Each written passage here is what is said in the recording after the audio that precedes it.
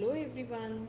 Tens, hundreds and ones positions. Here the children with the intellectual disability are educated regarding the place values using this simple and yet very creative method. As you are seeing, there are three wheels which are colored.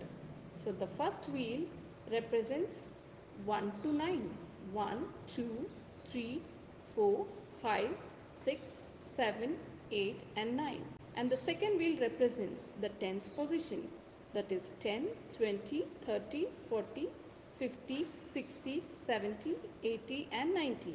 And the third wheel depicts the 100 position from 100, 200, 300, 400, 500, 600, 700 and 800, 900. So this is how the child with the intellectual disability tries to figure out the numbers given. As you can see, they have given three numbers. For example, 438.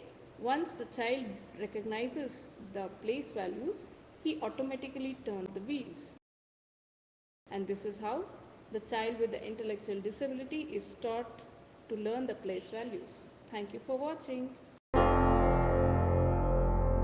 Breakfreesolutions, brought to you by Project Discovery, supported by Enable India and Google.